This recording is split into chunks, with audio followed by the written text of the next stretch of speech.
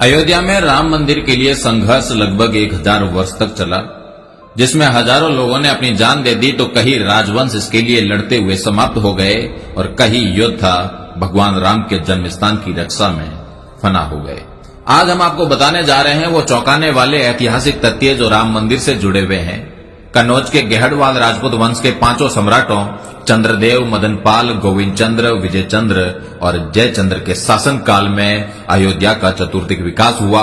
त्रेता के ठाकुर तथा विष्णु हरि शिलालेख के अनुसार 1130 में गोविंद चंद्र तथा 1184 में जयचंद्र ने श्री राम मंदिर का जीर्णोद्धार करवाया।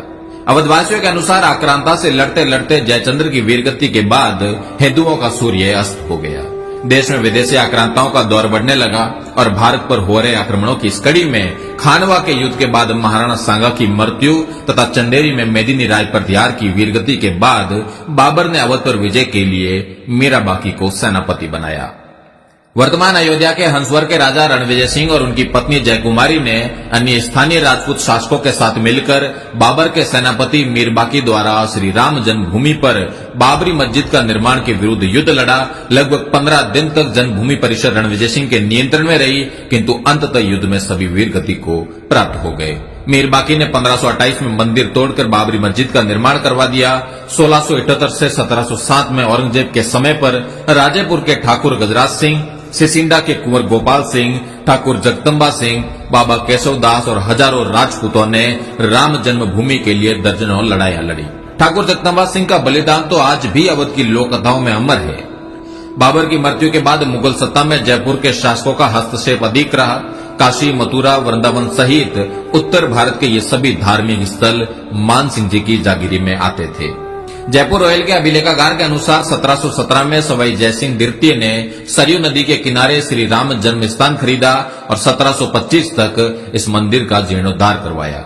उत्तर भारत के धार्मिक स्थलों पर मिर्जा राजा मानसिंह से लेकर सवाई जयसिंह जी तक के जयपुर के शासकों का अधिकार होने के कारण मुगल सत्ता द्वारा स्थानीय नवाबों को मंदिर परिसरों से दूर रहने के सख्त निर्देश थे।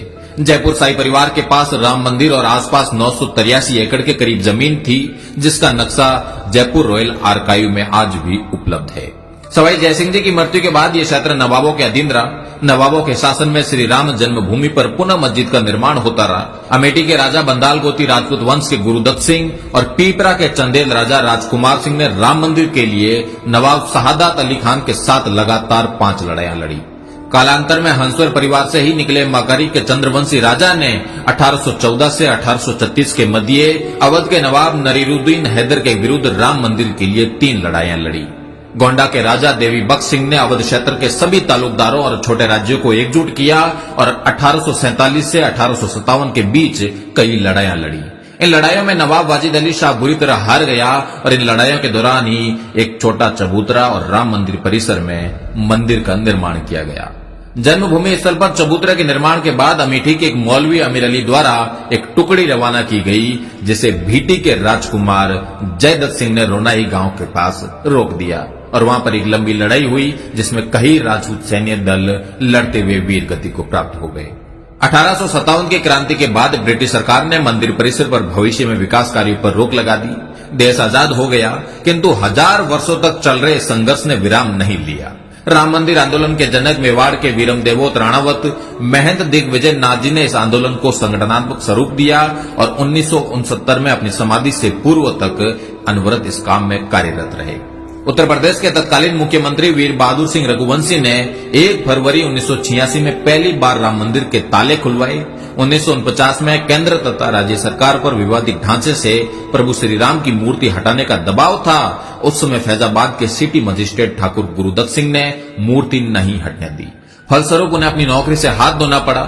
निर्मोही अखाड़े के संतों के बाद शायद अशोक सिंघल पहले प्रमुख हिंदू नेता है जिन्होंने स्वीकार किया कि ठाकुर गुरुदत्त सिंह के योगदान ने राम जन्मभूमि के इतिहास की दिशा बदल दी और राम जन्मभूमि पर नियंत्रण के लिए हिंदू संघर्ष की समय रेखा में एक मील का पत्थर स्थापित किया।